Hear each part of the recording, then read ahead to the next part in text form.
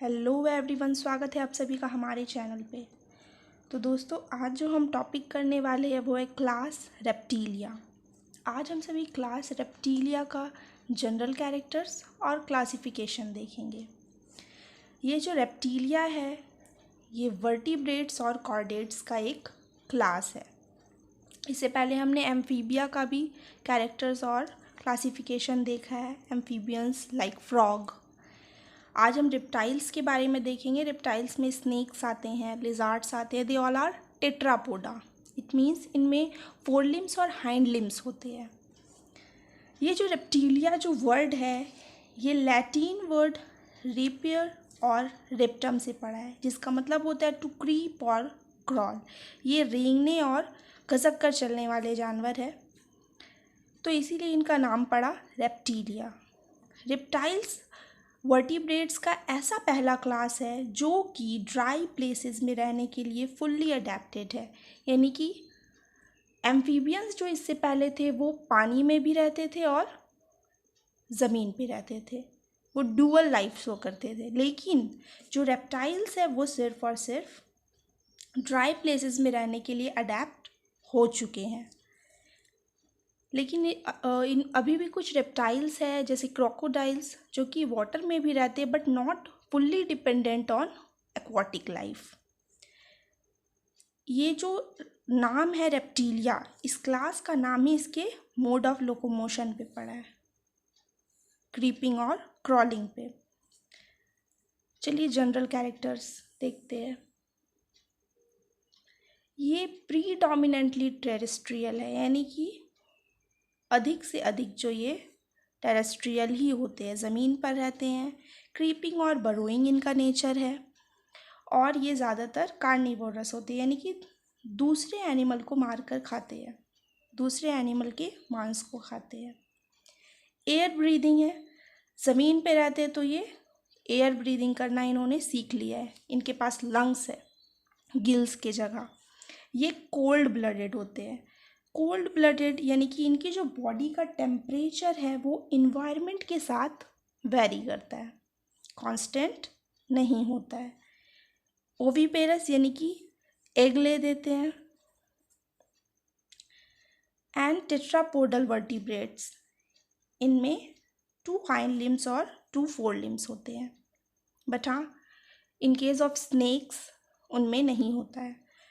Body इनकी बाइलैटरली symmetrical होती है, यानी कि अगर इनकी बॉडी को सेंट्रल एक्सिस से लैटरली कट करे तो इनकी बॉडी 2 इक्वल हाफ्स में बढ़ जाएगी और दोनों हाफ्स में सेम कंटेंट ऑफ ऑर्गन्स और इक्वली डिवाइड होगा। इनकी बॉडी में 4 रीजन्स है। हेड होता है, उसके बाद नेक, देन ट्रंक और लास्ट में इनकी टेल होती है।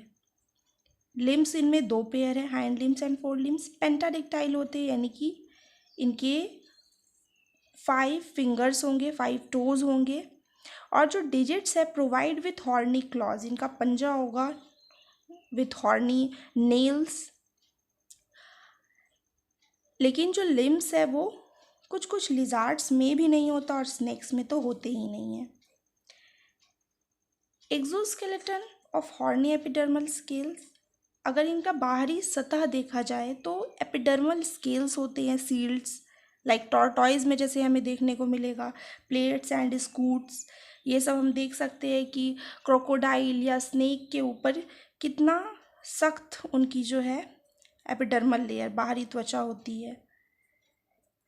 Skin dry, cornified and devoid of glands, इनकी स्किन बहुत ही ड्राई होती है, सख्त होती है और इनमें कोई भी ग्लैंड का सिक्रीशन, कोई भी म्यूकस सिक्रीशन जैसा होता था एम्फीबियंस में वो बिल्कुल भी नहीं होता है।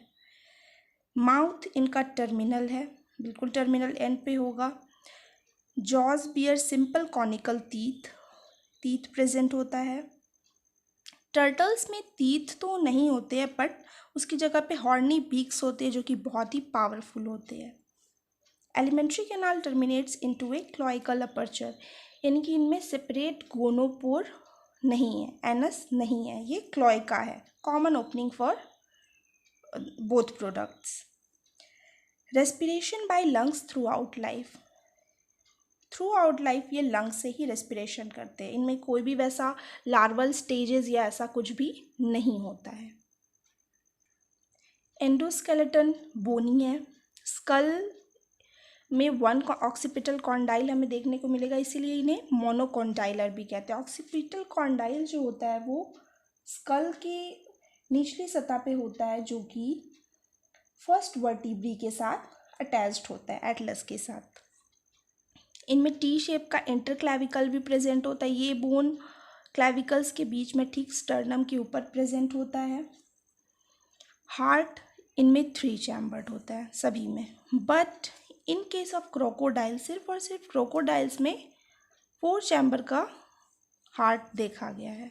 इनमें जो आरबीसीज है वो ओवल शेप में होंगे और उनमें न्यूक्लियस होगा, they are nucleated. Kidney metanephric होता है, metanephric type of kidneys, and इनका जो नाइट्रोजिनस वेस्ट है वो निकलेगा यूरिकोटेलिक। इनका एक्सक्रीशन यूरिकोटेलिक है, इट मीन्स इनका जो एक्सक्रीटरी प्रोडक्ट है वो यूरिक एसिड के रूप में रिलीज होगा। Brain with better development than amphibians, and इनमें 12 पेयर्स ऑफ क्रेनियल नर्व्स होता है। इनमें जैकबसन्स ऑर्गन होते हैं ठीक माउथ के ऊपर, वहाँ पे रूफ में। जैकबसन्स ऑर्गन्स जो होते हैं वो स्मेल का काम करते हैं। ऑल्फैक्ट्री यानी कि सेक्सेस सेपरेट है, मेल और फीमेल। मेल्स में कॉपुलेटरी ऑर्गन होंगे। फर्टिलाइजेशन इनमें इंटरनल होता है और ये ज़्यादातर एग लेइंग होते हैं, ओविपेरस है। कोई मेटामॉर्फोसिस, कोई लार्वल स्टेजेस कुछ भी नहीं है। जो यंग वन होंगे वो बिल्कुल अपने पेरेंट्स के जैसे, अडल्ट के जैसे देखने को मिलेंगे। पेरेंटल केयर इनमें मोस्टली एब्सेंट होता है, नहीं देखने को मिलता है। So these are general characters of reptiles. Now starting the classification. ये जो reptiles है इसमें 9000 से भी बहुत अधिक स्पीसीज़ है, जिसमें से काफ़ी जो है ख़त्म भी हो चुकी है, एक्सटिंक्ट हो चुकी है, जो डायनासोर्स थे। 523 स्पीसीज अमंग्स जिसमें इंडिया में पाए जाते हैं। इसमें 5 सब क्लासेस होती है रेप्टाइल्स में, एनेप्सीडा और डायप्सीडा, यूरेप्सीडा, पैरेप्सीडा और साइनेप्सीडा। ये 5 सब क्लासेस होते हैं, जिसमें से 2 ही लिविंग हैं, जो कि है एनेप्सीडा और डायप्सीडा। ये 2 लिविंग है, बाद बाकी ये जो 3 हैं ये तीनों एक्सटिंक्ट हो चुके हैं, ये तीनों ख़त्म हो चुके हैं। तो हमें एक्सटिंक्ट क्लासेस के बारे में नहीं पढ़ना। ये जो एक्सटिंक्ट क्लासेस में सब क्लासेस के है, इन सभी में सिंगल टेम्पोरल ओपनिंग होती है। ये जो टेम्पोरल ओपनिंग्स होती है ये बाइटिंग में हेल्प करती है, ये स्कल में देखने को मिलता है और इसी बेसिस पे ही इनका क्लासिफिकेशन भी गया है। तो ये तीनों जो थे इनमें सिंगल टेम्पोरल ओपनिंग्स होती है and they all are extinct. और ये जो एनेप्सीडा और डायप्सीडा है इन सभी को लेकर के चलिए हम आगे देखते हैं। तो फर्स्ट लिविंग सब क्लास है एनेप्सीडा। ये बहुत ही प्रिमिटिव रेप्टाइल्स है। इनका स्कल रूफ काफ़ी सॉलिड होता है और इनमें कोई भी टेम्पोरल ओपनिंग्स ऐसे परमानेंट नहीं होती है। एनेप्सीडा में टेम्पोरल ओपनिंग्स नहीं होती है। इसमें सिर्फ और सिर्फ एक ऑर्डर है, चेलोनिया और टेस्टुडिनाटा। इसका मतलब ही होता है, चेलोन का मतलब होता है टर्टल, जो कि एक ग्रीक वर्ड है, और टेस्टुडो एक लैटिन वर्ड है जिसका ऑलवेज मीनिंग है टर्टल। तो इसका मतलब ही होता है टर्टल्स, यानी कि इसमें जितने भी कछुआ है वो सभी आते हैं। तो इनकी बॉडी क्या होगी, छोटी होगी, ब्रॉड एंड ओवल। लिम्स इनका भी क्लॉड होता है या वेब्ड होता है, डक के जैसा वेब्ड होता है ताकि वो आराम से स्विमिंग कर सके। इनकी बॉडी सेल में कवर होती है, ठीक है, टोर्टोइज का सेल जो होता है वो उसमें रहते हैं। डॉर्सली जो हमें देखने को मिलेगा कैरापेस से इनकी बॉडी कवर होगी, और वेंट्रली जो कवर होता है वो प्लास्ट्रॉन होता है, और ये सभी बोनी प्लेट से बने हुए होते हैं। स्कल जो है इनका एनेप्सीड टाइप है, यानी कि नो टेम्पोरल ओपनिंग।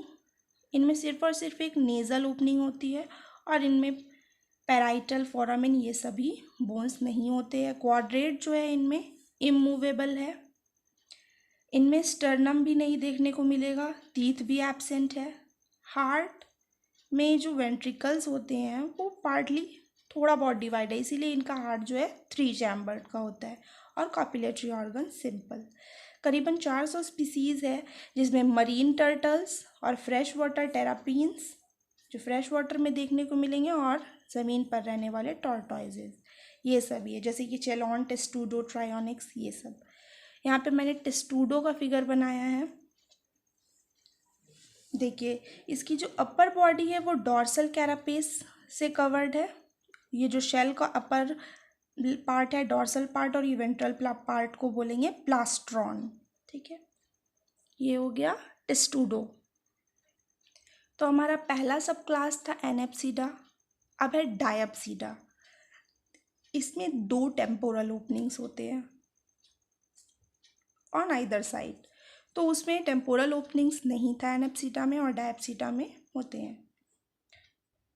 और ये दोनों सेपरेट होते हैं पोस्ट ऑर्बिटल एंड स्क्वैमोजल बोन से, ये टेम्पोरल ओपनिंग सेपरेट होती हैं। इसमें 3 ऑर्डर है डायप्सीडा में, राइनचोसिफेलिया, स्क्वैमाटा और क्रोकोडीलिया।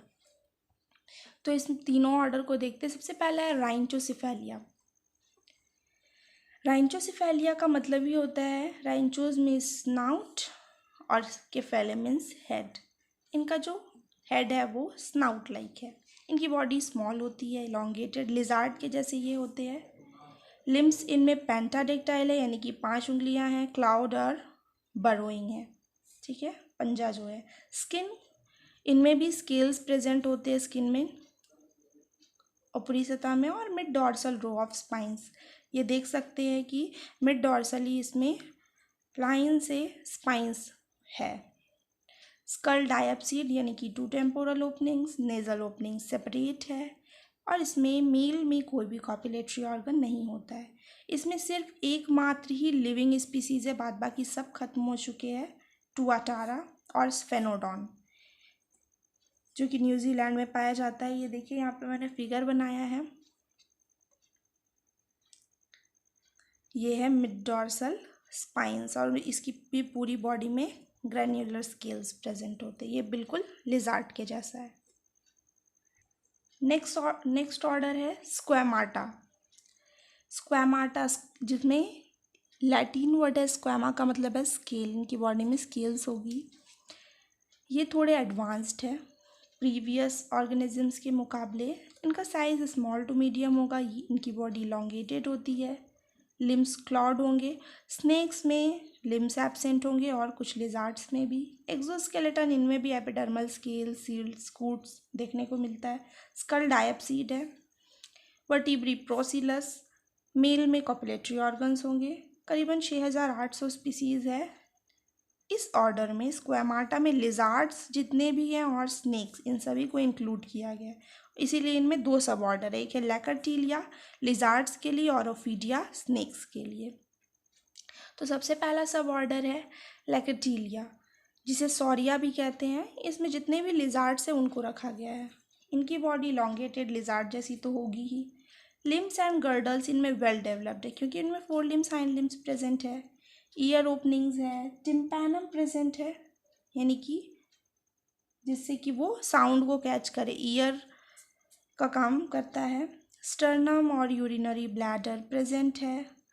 टंग एक्सटेंसिबल होता है, और इसमें राइट और लेफ्ट दोनों लंग्स इक्वली डेवलप्ड है। Cranial nerve 12 pair. करीबन 3800 लिविंग स्पीसीज़ है।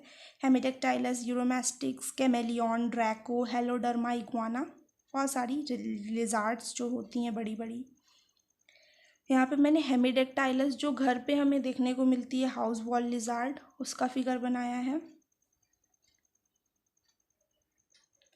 सब ऑर्डर 2 ओफिडिया और सर्पेंसिया, इसमें सारे स्नेक्स को रखा गया। इनकी बॉडी सिलेंडर होती है, स्नेक लाइक होती है। लिम्स और गर्डल्स इनमें एब्सेंट होता है, क्योंकि ना ही इनमें लिम्स है 4 लिम्ब हाइंड लिम्ब, और ना ही इनमें गर्डल्स है। लेकिन हाँ, वेस्टिजियल हाइंड लिम्स और गर्डल्स इनमें बोआ और पाइथन में देखने को मिलेंगे। ऑडिटरी ओपनिंग्स और टिम्पैनम इनमें लॉस्ट हो जाता है, नहीं होता है। स्कल बोन्स फ्रीली मूवेबल है। इनका जो बोन्स होता है स्कल का बहुत ही मूवेबल होता है, ताकि वो आराम से बाइट कर सके और अपने माउथ से भी बड़े बड़े ऑर्गेनिज्म को वो इनगल्व अंदर कर सके। स्टर्नम, यूरिनरी ब्लैडर, ये सब इनमें एब्सेंट हो गया। इनका जो लेफ्ट लंग है वो राइट लंग्स के मतलब मुकाबले ज़्यादा अच्छा से वेल डेवलप होता है, इसीलिए लेफ्ट वाला रिड्यूस हो गया। क्रेनियल नर्व 10 पेयर्स है।